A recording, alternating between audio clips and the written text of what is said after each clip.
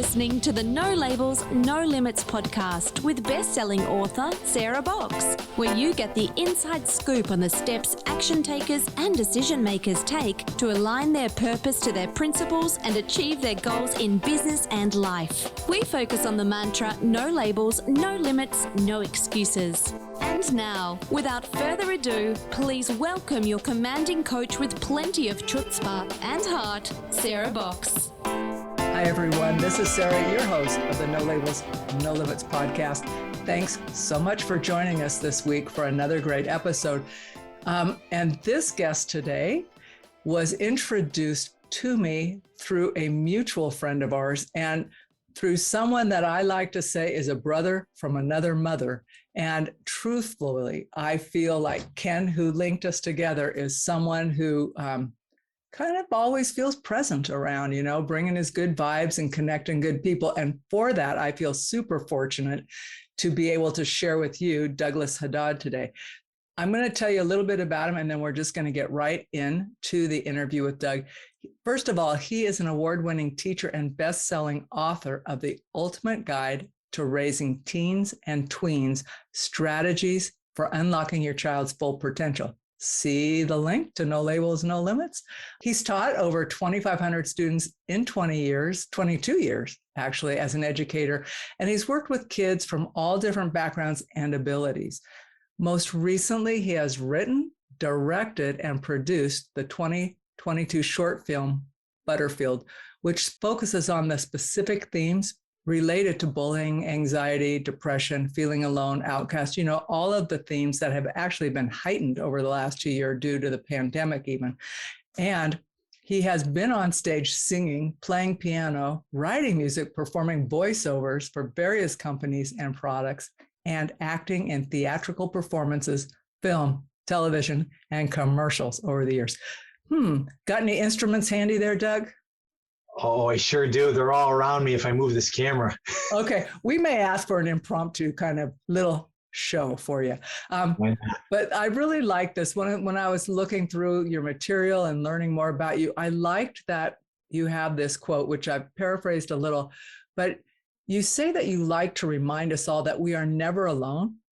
And there are always people in the physical realm or those who've crossed over who are there to guide us in times of need and great uncertainty and through the great mystery of life. So why do you say that? And welcome to the show.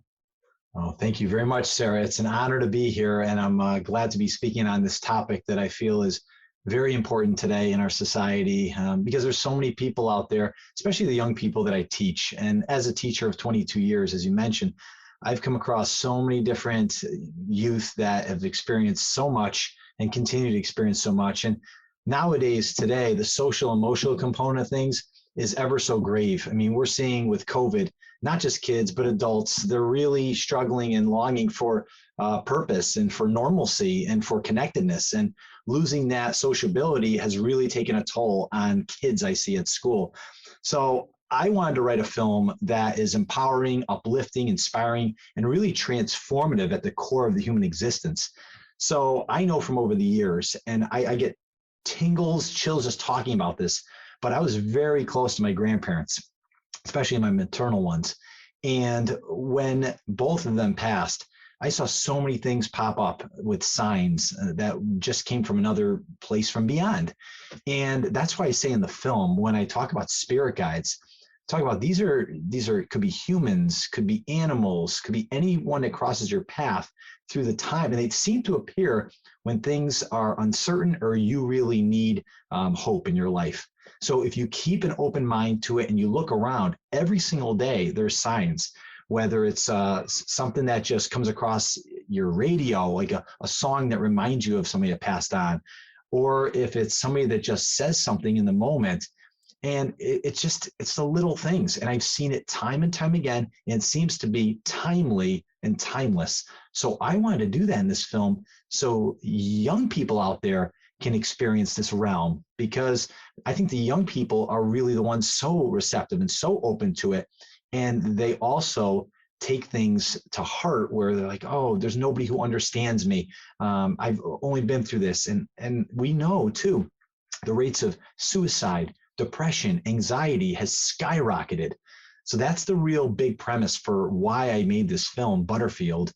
And there's some creatures in this film that have appeared in my backyard on a frequent basis, one of them being foxes. Now, I will tell you this because the premiere hasn't happened yet. It's going to happen this Friday at my school at Henry James in Simsbury. But I will be showing something that happened about 2 days ago. And since we talk about foxes, and foxes represent strength through times of uncertainty and great change. So just a couple of days ago, my wife looks out the window and she says, "Look out the window. There's a family of foxes out there." There were 5 baby foxes and the mom and dad were out there. So, and we've been seeing foxes in our backyard now for the past year, ever since we've gone through writing this film. And now all of a sudden, right before the premiere, the family of foxes appears. So there you go right there. So let me ask you, what part of the country do you live in? I live in Connecticut. Okay. You know, and it's pretty fair to say that it's not common to see foxes all the time, and let alone to see them in your backyard, let alone to see a whole family of foxes born. Yeah. What a gift, though. Oh, incredible. Just amazing. And another thing is, another animal, spirit animal in there is the butterfly. And the butterfly I chose because if you think about it, one of the first things you learn in early elementary science is you learn the whole metamorphosis process. It goes from a caterpillar and all the way up to a butterfly. So with that being said, the butterfly is a symbol of that change, that metamorphosis. And one of the characters in there, Renard, he mentions too, he says, if you wish to become acquainted with the butterflies, you have to learn how to rise above a few caterpillars. So that has a little symbolism where, you know, you might fall upon some obstacles or even some juveniles, bullies. Well, you have to learn how to rise above them if you want to fly with the eagles. And so when we went there to scout out the place, I'm looking around and all of a sudden I see these butterflies. So I film it and I got it. I got this one butterfly that came right in and went out, flapped its wings, stayed in front of me in front of the camera and went away. I said, there's an ending shot to the film right there. Spoiler alert. So yes. That's okay. Some things are okay to be spoiled about. And besides, that way it's something to look forward to and go, oh, I got to stick with it. I want to see that as well. So what was your background growing up? You talked about being super close to your maternal grandparents and then feeling connected after they passed. What was your spiritual background growing up? Were you like, oh, Doug, don't talk about that, or you're crazy? Or it's like, of course, that's part of our existence. Yeah, I just think it naturally always seemed to happen. It just seemed like I was always surrounded by some spirit guides or angels, and I felt like they were there to guide me along the way. And I'll tell you what, as an only child, I had a great childhood. My parents, fantastic parents. I grew up in a suburban community. It was a small community at the time. I don't even think we had 10,000 people. It was like 8,000 or 9,000 in the town, and then it grew over time. But in my neighborhood, unfortunately, we did have, for lack of better words, some boys who were not kind. And one in particular was sort of the neighborhood bully. Now, long story short is he would be an adversary to me. And for whatever reason, I was always a child who would listen, would do the right thing, and would not follow the crowd and do anything that was not what you're supposed to do. Well, sometimes kids necessarily don't like that if they're trying to experiment with things and you're not following the crowd. So that's what ended up happening. And I think a lot of times through all that adversity, which happened over a number of years, you know, there was physical and mental bullying that went on. It went on at school, it went on the bus, it went on in the neighborhood where I'd be afraid to walk up the street and I'd see him and his corralled group of comrades. So I just learned inherently through my dealings, and there wasn't really any specific thing that enlightened me, but I felt like I was always surrounded by this light, this strength to just exude it. And I'll tell you what, a lot of kids nowadays who experience that, they can really go into this shamed mode and start hurting themselves, or they can go into this guilt mode and they can hurt others and become, you know, very dangerous. I was a child who had perfect attendance. That didn't deter me from going to school every year except for 3rd and 7th grade. I missed a day each time. But from K and it's still bugging you all these years later. It is, yeah. I think my parents, I think they won some extra day at a vacation in third grade. They're like, we're going to have to come back a day later. I'm like, I can't miss school. They're like, yes, you can. So I think I always felt that as an only child, maybe it was partly in my head as imagination growing up, playing myself, because I was always into making stories. I was into making music. I played instruments in an early age, and I told stories. I had a camcorder in my hand when I was 11, 12 years old. I was filming everything. So I think a lot of that melded in and maybe even opened up to that realm. I was flat out very vulnerable at the time. I think when those barriers are shed, things come into your life that give you this kind of like whew, feeling that guides you. And that's all I can really say. It's that feeling of guidance. Yeah, no, I understand that. And I'm curious, like I was thinking about you being a young boy, a young man, and those experiences, and then the noise. And I don't mean just the volume, but just the constant noise that comes in, and for all of us, but then for youth, and especially if you're on a screen, you know, and it's so you're getting these subtext messages by looking at other people where you can easily start saying, I don't measure up, I'm not like that. That makes it even extra hard, right? And especially if you're isolated, you don't have anybody to say to you, well, why would you think that's even real? You know, have you heard of airbrushing? Have you heard about like just showing the A reel of your life? But there's all this other stuff going on. And there's no history of overcoming tough stuff at a really young age, you know? I honestly didn't have the coping skills, I would say. I just, and my parents, they did the best they could. My mother would tell me, go tell a teacher or try to walk away from the situation. Violence doesn't beget, violence. You don't want to just fight fire with fire. So I learned if I was like picked on, go tell a teacher. Teacher didn't always solve the problem because, maybe in the classroom it didn't happen, but in the halls, on the bus, in the locker rooms, in the neighborhood where they weren't there. I know that as a teacher, and you know that too. That's where the prevalence with bullying takes place. And then ultimately it did come to a head one day, and I'll never forget, May 1988 in fifth grade for me, when we went in the boys' bathroom and we were washing our hands. It was my best friend and I were at the sinks, and then the bully came out of the stall. And he asked my best friend, he said, are you friends with Haddad over here? And nobody's ever stood up for me. And that's a very important thing to do to end bullying, is not be a bystander, not be an accomplice to it. And bystanders are the worst because they could do something about it and they let it happen. And nowadays kids are not just bystanders, they're filming it. It's doubly worse. And they're putting on social media, which is again worse. Right. And so he just looked real quick when he kind of pushed him, and he looked at him and goes, I asked you, are you friends with Haddad? And he goes, yes, he's my best friend. And then at that point, he ended up saying, oh, okay. And he kind of cheap shotted him and took him and hit him into the soap dispenser, and soap went everywhere. And my best friend, he fell down, he started crying, and he left the room. And at that point, took matters in my own hands. And long story short, I was sitting in the office with a police officer next to me, and it was the bully's parents. And they said, you're in hot water, the teacher said. And I don't think he really understood the backstory to what we dealt with. However, the bully's mother said, when the police officer says, do you want to press charges on this boy? And I was like, am I living in a dream or a nightmare? Right. And the mom goes, no, not at all. I know what my son has put this boy through. And wow. I look at it, I was like, that's a strong mom right there. And unfortunately, that mom was probably suffering from her own abuse, because now looking as an adult, the child who, inflicted a lot of that on me, his father was a raging, unfortunately, alcoholic. And that's where it stems from. So teaching kids coping skills, also teaching them there's a reason why if you're picked on, because something's probably happening in their life. I wasn't told any of that. So but it doesn't excuse the behavior. I mean, even if you had known that cognitively as a young man and that bathroom scene happened, you're not going to say, I know that you're only bullying us because blah, blah, blah. Yes, exactly. That's not going to happen. No, it's not. And I never could get people around me rallied to stand up.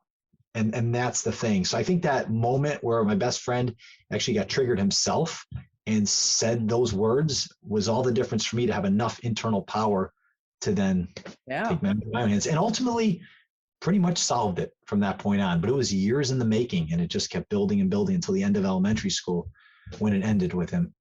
Well, and that's having worked in like the domestic violence world, that's one of the things they talk about dating violence too. It's like when you're out and you're seeing something, you can't just be a bystander. And it's not filming it. It's like standing there and being with somebody, standing up with them or calling for help, because often they can't do it for themselves. So that's a powerful thing. What a great friend, to stand up. And I bet his stomach was turning at the time going, oh, he is my best friend, but I see what's coming. Exactly. I think that's exactly right. He knew in large part what I have been dealing with. And I'll never forget that day at all. I'm curious, you could have taken all kinds of internal messages into adulthood from your own experiences with bullying that would have limited you. Like you could have just turned in on yourself, like you were talking about earlier. So how did you take your own experiences and turn them toward what you're doing now, which is to helping others that were in that same age group you were, and through your teaching and writing and your filmmaking? I think it was Hillary Clinton who said, it takes a village, to raise a child. And many people said that, but that was sort of famously quoted by her. But it is something that was my parents always gave me a safe, protective place. So I felt emotionally safe with my parents outside of all the noise. So I had a safe place to come back to. I was loved. I felt special, probably as an only child too, and the only grandchild for my grandparents. I think I felt a lot of that. And through success academically, I had athletically, musically, I was, very much blessed in many regards. My teachers noticed it. I got accepted into the talented and gifted program in 4th grade. So I started inherently knowing that there's something special about me, despite all this going on. And I think I kind of had that feeling there was jealousy from the bully. He didn't have the life that I had. And I think he knew that. And then as a result of that, I had teachers too that, as time went on, said, you know what? They gave me opportunities to lead. I got asked to do the graduation speech in middle school. I got asked a bunch of times end of high school to actually just lead and teach a class of kids. And they said, and one of my gym teachers said, who went on to be a principal, said, you demonstrate a lot of great leadership and you're a smart boy, but there's a lot of smart people in the world. But I think a lot of people are going to look up to you and listen because you're a person of your word and you demonstrate great character and integrity. And that's why a lot of your classmates listen and look up to you. And then what happened in my neighborhood is I, along with the bully, we were the younger crowd, if you will. There was some kids a few years older than us and others like 5, 6, even 10. And they would all kind of see what I went through. But over time, a lot of them left. I was still in the neighborhood. The other kid who was the bully, he went off to boarding school, actually, and then he bounced around other schools and he left the neighborhood. And then a new group of kids came in and they started to play with me. And I was like 4 years older, 5 years older. I was the old one in the neighborhood. And they all took a kin to me. And I would teach them how to play basketball. I would teach them how to ride a remote car around, play football, frisbee. And then it was more and more and more kids. And I said, wow, I'm never going to tell them about my past because kids can be kids. I don't want them to think like I'm weak or anything. I just suddenly became empowered and they looked at me kind of like I was their hero. And I got to really feel self-worth. And then when I went into teaching, that was my main premise of going to teaching. I wanted to make sure no child ever felt bullied or outcast. And that was my main mission, not because I loved a certain subject. It was because I loved children. And I wanted to make sure the next generation of kids didn't get scorned at all and were accepted. So that teacher told you had great character, right? How did that, that's high praise. That's not like, oh, good job on your test. You can play a great instrument, but telling someone they have good character and integrity, that lays down railroad tracks to follow. It did. And it really, with great responsibility in that way, great power comes great responsibility.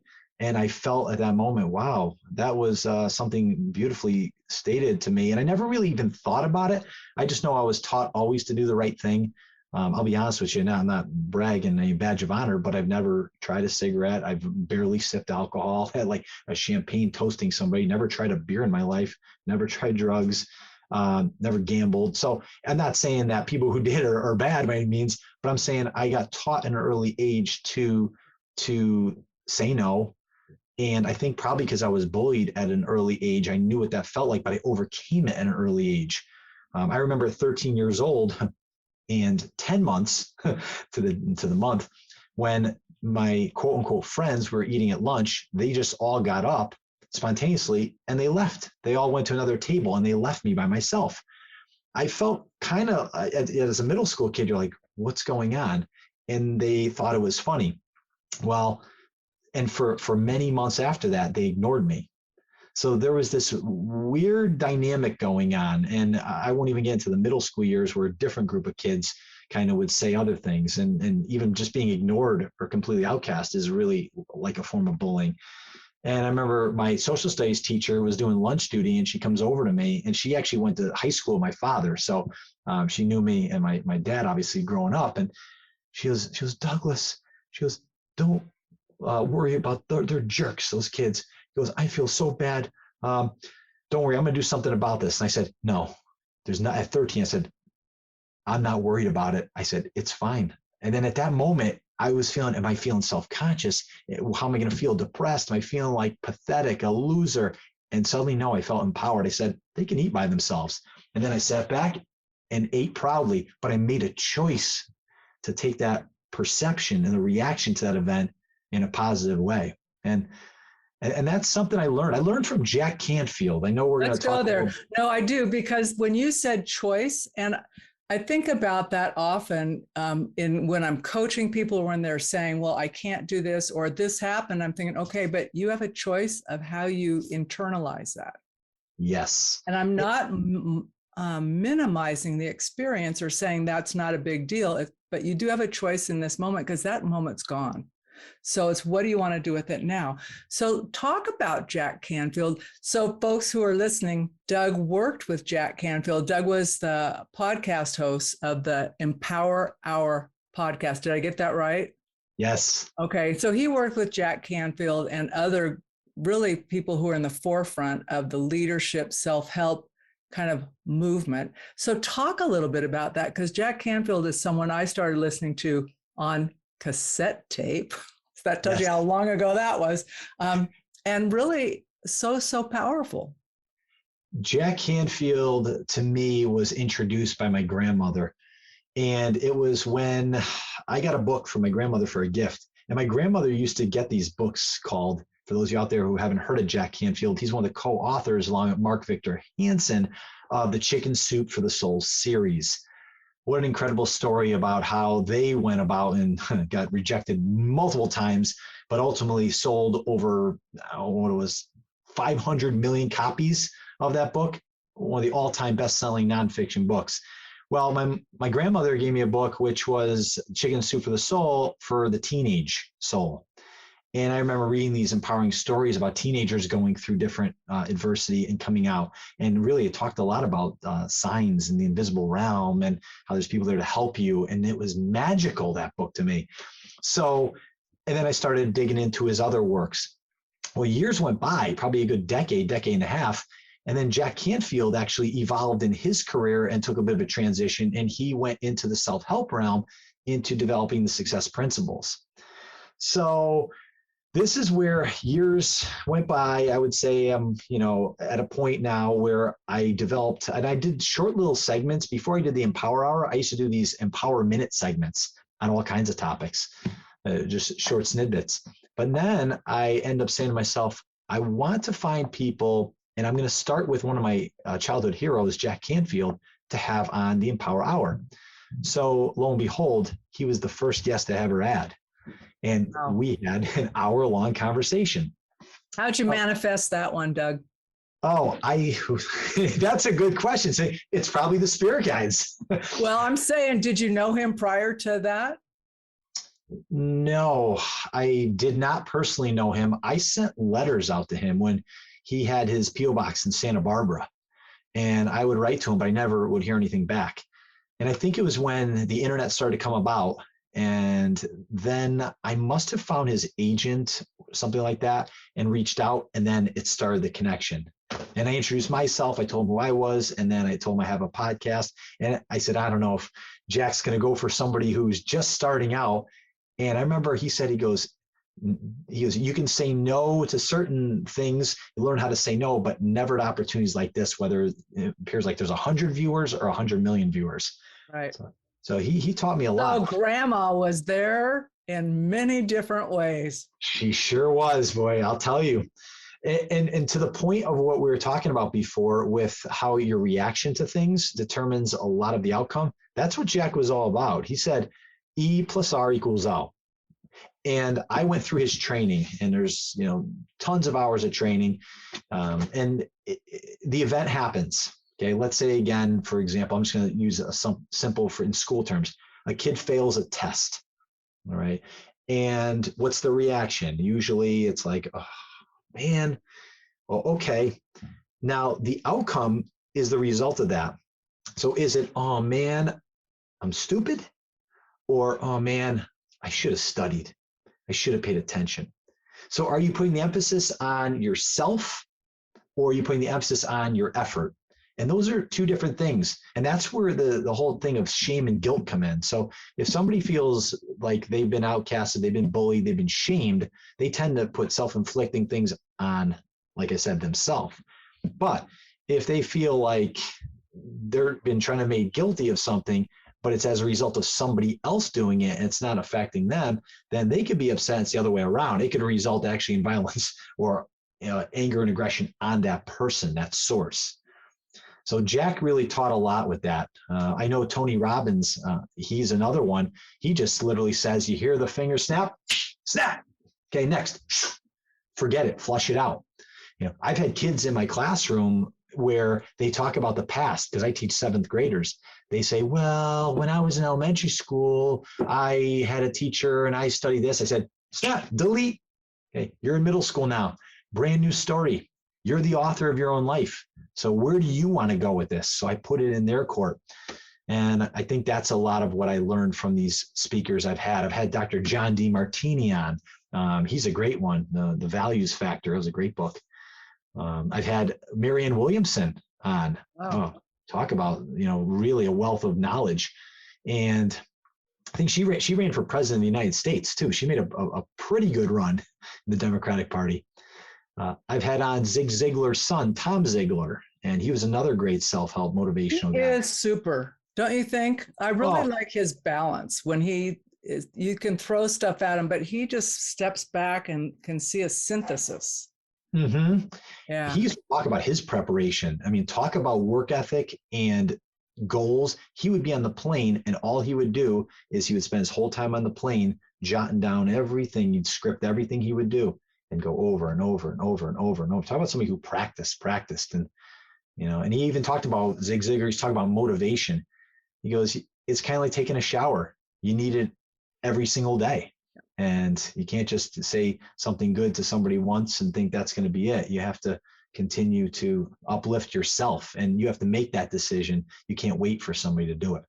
How do you translate what you learned there into your teaching and your books and your film? And I do want to circle back to the film, but I think about that question about motivation, about standing up, showing up, taking the metaphorical shower, right? You just take off your clothes and get into it, and then get out and get on with it. You don't have to think about it like, oh, do I want to shower? When did I shower? It's just go do it. Just get it done. So how do you take all of the lessons from the folks you've talked to and with, your own growth, your own development, and bring it to the middle schoolers, the teens and the tweens, in a way that they can own it for themselves? I try to put myself back first and foremost in their shoes. So I try to think what it's like to be back in the seats of a science room in middle school, or what it was like to walk in and see your favorite or least favorite teacher, or see somebody you don't like in class, your best friend. So there's a lot of emotions that go on. It's tumultuous times. So, I mean, if I think too much about it, I can't teach because I'm like, oh. No, you can go, the minute you said that, walking into class, I'm thinking, oh my God, I know the exact class. Yeah, I know. I saw you sweating a little bit. You're like, oh, yeah. I love school, but there were a couple of teachers I thought, oh, this is going to be a brutal semester. Exactly. It's so true. And I just try to connect with them that way. I try to show care, compassion, empathy. And once you do that and you connect with a child, you've opened up really all doors to be able to impact their life. And that's where my motivation comes from. It comes from them. It comes from knowing that I could be the only source of their support, their love, their care, their kindness. And I have to really remind myself of that every day, because you can get in that sort of rat circle. Life could be on automatic for you. And I hear a lot of people say, oh, happy Friday, or, oh, I'm doing good for a Monday. Oh, hump day. It's all funny stuff, but in reality, every single day is a beautiful day. And that's why they say, what's that saying? Yesterday is history, tomorrow's a mystery, and today is a gift. That's why they call it the present. So that's how I live life. And I really look at that from people's vantage point, and even underprivileged people. Or, I mean, look at what's going on in Ukraine. Yeah. I mean, that to me, and I have a friend in Ukraine who, I emailed out to her, and she says, I wake up to shellings and bombings. I saw her post things on social media showing the wreckage. It's awful. And then she went off social media, and I tried to reach out to her, and nothing for a while, until she emailed me back and said, we made it to a bomb shelter here at Ukraine. I don't know what the next move is. So there's nothing for me to complain about.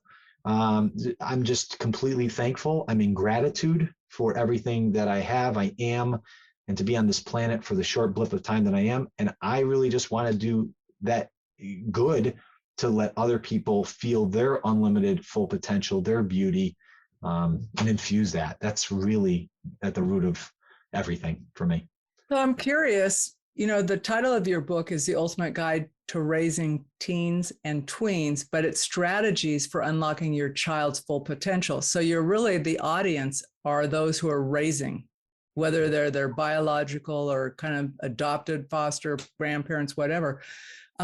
So what are some of I hate to distill things down into the top tips, but what are some of the main things someone reading that should walk away with, or could walk away with, and immediately apply to help a teen or a tween who's kind of struggling? Yeah. So as I mentioned, one of the things that I do right away with kids is I try to walk a mile in their shoes. So I try to relate back to them. And in my book, I have the first section is actually called it's the top 10 child unlimited strategies.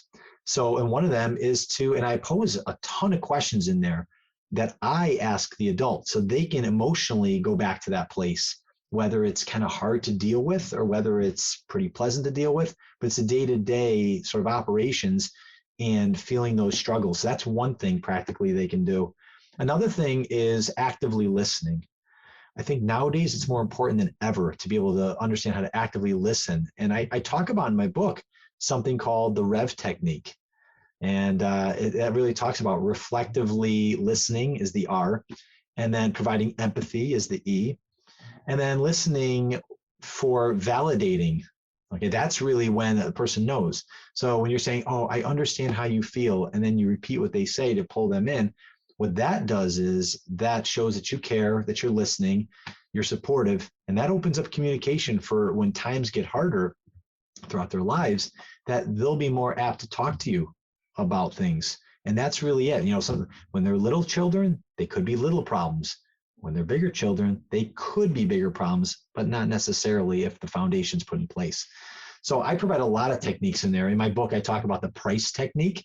Again, another acronym, play on words for how to motivate a child, because we know nowadays it's not like when we were growing up and we're outside and you're playing around and they're like, all right, time for dinner. Come on in. I mean, my God, I know. I was telling my husband, my mom had a dinner bell, and he goes, a dinner bell? I says, well, we were somewhere on the block with the neighborhood kids, and you were supposed to show up for dinner. And if someone was with you whose parents weren't yet home, bring them. We'll just, it's like, you're not sending them home when we're eating, right? We'll just add more water to the pasta, right? So yeah, it is different. It's very so different. And that's it. And so it's harder with technology that just continues to exponentially grow. And talking about how to monitor, that's another thing too. So being actively involved, and that might mean for tween and teenagers, that's the years usually they'll get the cell phones, they'll get into more social media, and they have to really understand that what they put online, there's a digital permanence to that.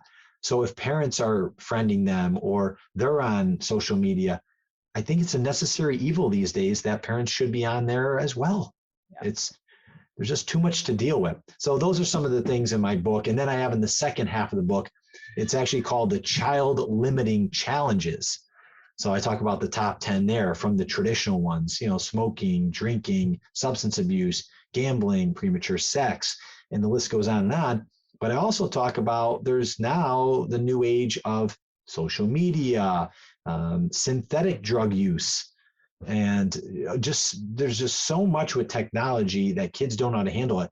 I think parents too, they don't know how to handle it. They sometimes might default to overscheduling their child, and then that doesn't do that doesn't have a disservice, because one time I said to my student, I said, so do you know when you're going to study? Because she was struggling, I remember, on her homework. Do you know when you're going to study for this and do some of your homework? And she responds to me and she goes, oh, I have no idea. My mother has my schedule. And I said, okay. So I took a step back. I said, okay, it's important that you kind of talk to your mother about that and you understand what's best. And she just kind of looked at me blank. So these kind of things I address in my book, and I think it has been helpful. I've gotten a lot of feedback over the last few years this book has been out. I've done a lot of speaking events on it too, and I've walked parents through these steps that I'm talking to you about. What kind of reaction do parents give you? I'm curious. They just shake their head. They said, yep, you got it. Yep. I see this in the crowd a lot. Yes, you're right. Yeah. And I said, yeah, because, I've taught so many kids and I've coached, I've mentored. This is my wheelhouse, tweens and teens. I've dealt with kids very young and all that. And I'm back to school and college, so I see college age as well. But, day-to-day grind. I mean, I'm in the middle school, high school. That's my bread and butter. And they agree. They see the same problems at home. So let's talk about Butterfield a little bit more. I know it's having its premiere. Red carpet, yes? Oh, yes, red carpet. We got the full velvet stanchion ropes. Oh, get out. That is so fun. And I have to say something. I have to credit the great Ken Fay. Ken really, just to give a little plug to him, he's somebody that has been talk about a mentor along this process. This is my debut as an official writer-director of a short film. And I used to play around as a kid. My cousins would come from, I had a lot of cousins in New York. I'd always bring them together, throw together a script. We'd all act something out. And then we'd all crowd around the TV. So it'd be our big family looking like, hey, here's the movie of the year in the summer. So I was always inspired, but Ken really got me focused on here are the need to know things from the start with development, pre-production, production, post-production. I mean, we're going to be moving on after the premiere to more film screenings, film festival submissions. Do I dare say Oscar nominations? No. Yeah, at least you never know. What comes first, Emmys or Oscars in the sequencing of awards? Oh, so Oscars is movie-based and Emmys, from what I'm told, is like television-based. Okay, so you're not going to screen this on TV, it'll be in theaters? Well, with that being said, you just gave me an idea. I'm just thinking you shouldn't limit yourself. You're right. And, Ken is an Emmy Award winning. I know. So I'll have to talk to him when that time comes. But like I said, no dream is too small. You reach for the stars, you might hit the moon. Yeah. Or you just might surprise yourself. Well, I'm excited about that for you. When can the public, have access and experience the film? And then when people are done watching it, what do you hope they take away from the film? Yeah. So the first question I'll answer in terms of when is we're working on select movie theaters. My friend works on Broadway, and he knows some people in the theatrical realm. So we're going to try to get it out in select theaters here in New York and Connecticut. We're going to have also some other places, some museums, some libraries have agreed to show it, which is great. A university agreed as well. And then after we go and exhaust the film festival route, then at that point, and I think one of the requirements too, if I want to pursue the Oscar realm, which I think I do, then you have to either win a film festival that's accredited under the Academy Awards, or you have to be in a theater for, I think it's like 7 straight days on the bill for admission for the public to pay. And then after that's been exhausted, who knows? Maybe I'll see if there's any streaming places that take short films. And then at that point, I'll probably default it to YouTube, and then people get to see it. Well, what's the time horizon on that? Because I'm not in New York to see any of the screenings there you're talking about, or what film festivals. So, I mean, I want to know. Yes, I will tell you. We're going to go for, of course, some of the biggest, Sundance, Cannes, Austin, Sydney, London, Berlin, but we're also going to go for regional ones, local ones. Yeah, and we'll see kind of how it all pans out. But yeah, I in your second question, I was eluding me. You had a second part. I know I shouldn't ask compound questions. I do that all the time, and I think it's just mean, but I do it anyway because I'm afraid I'll forget the question. But what I asked was, when people walk out from having viewed your film, what do you want them to take with them? I'd like them to take with them the fact that no matter what's going on in your life, if you've lost a loved one, if you felt isolated, down on your luck, picked on, bullied, if you feel anxious, you feel depressed, you feel like things will never change in your favor, you're never alone. There's going to be someone in some capacity in the physical realm and the non-physical realm there to guide you. Life is not just about hitting the bottom.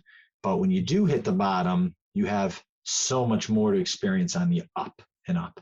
And that's what I want people to walk away with. And it might take more than just one time watching this short film.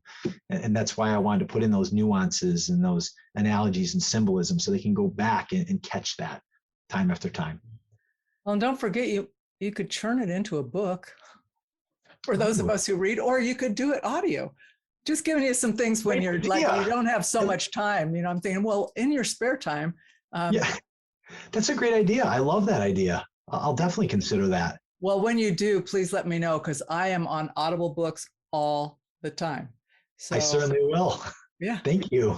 I'm great coming up with ideas for other people, and my own list is long. So, Doug, I'm super happy to have met you. I will personally thank Ken for the introduction again. Folks listening, check out Doug. We will have his social media links in the show notes. So just go there. You'll find out where you can find Doug and his work.